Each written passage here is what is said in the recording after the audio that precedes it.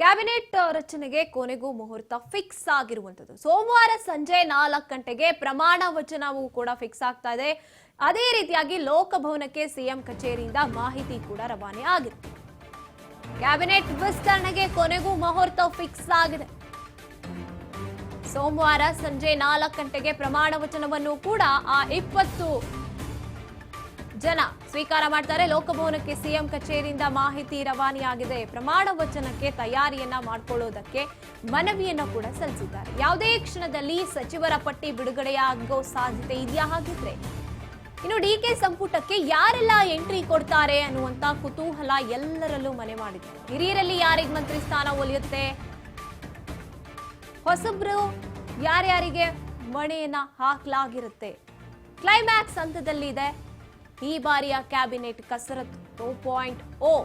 DK ಸಂಪುಟಕ್ಕೆ ಇನ್ನುಳಿದಂಥ 20 ಮಂದಿಯ ಆಯ್ಕೆಯಲ್ಲಿ ಸಾಕಷ್ಟು ಕಸರತ್ತು ನಡೀತಾ ಇರುವಂಥದ್ದು. ಈ ಕಡೆ ಆಕಾಂಕ್ಷಿಗಳ ಲಾಭಿ ಇನ್ನೂ ಮುಂದುವರೆದಿದೆ. ದೆಹಲಿಯಿಂದ ವಾಪಸ್ ಬಂದದ್ದು ಕೆಲವರಾದ್ರೆ ಇನ್ನೂ ಅಲ್ಲೇ ಉಳ್ಕೊಂಡು ಲಾಭಿಯನ್ನು ಮುಂದುವರಿಸ್ತಾ ಇರುವಂಥವ್ರು ಕೆಲವರು.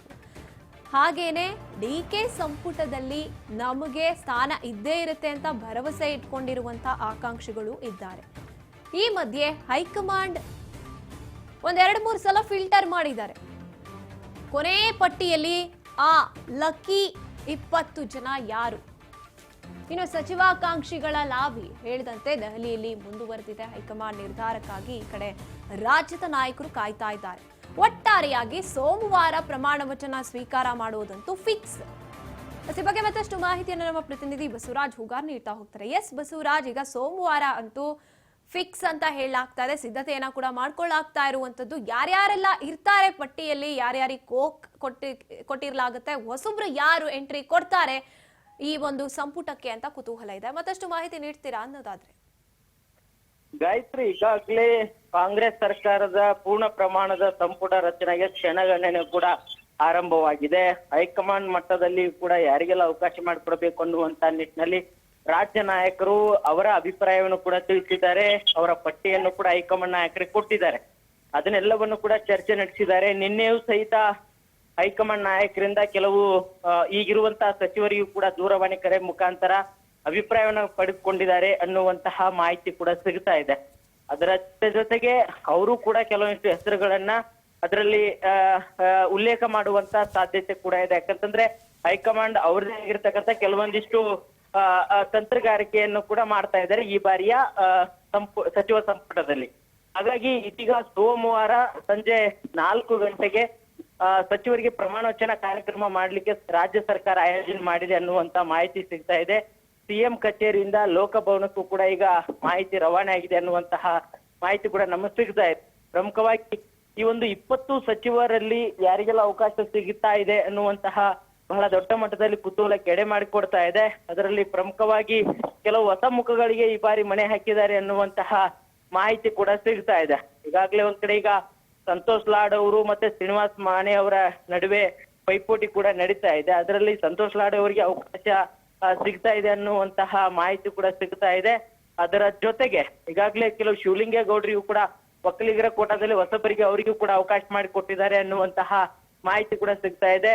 ಹೀಗೆ ಮತ್ತೆ ಲಿಂಗಾಯತ ಪಂಚಮಸಾಲಿಯ ಸಮುದಾಯದಲ್ಲೂ ಕೂಡ ಸಮುದಾಯವಾರು ಕೂಡ ಅವಕಾಶ ಮಾಡಿ ಕೊಟ್ಟಿದ್ದಾರೆ. ಲಕ್ಷ್ಮಣ್ ಸವದಿ ಅವರಿಗೂ ಕೂಡ ಈ ಬಾರಿಯ ಸಂಪುಟದಲ್ಲಿ ಅವಕಾಶ ಮಾಡಿ ಕೊಟ್ಟಿದ್ದಾರೆ ಅನ್ನುವಂತಹ ಮಾಹಿತಿ ಸಿಗ್ತಾ. ಹೀಗೆ ಈ 20 ಸಚಿವ ಸ್ಥಾನದಲ್ಲಿ ಹೊಸಬರಿಗೆ ಸುಮಾರು 4-5 ಹೊಸಬರಿಗೆ ಅವಕಾಶ ಮಾಡಿ ಕೊಟ್ಟಿದ್ದಾರೆ ಅನ್ನುವಂಥದ್ದು.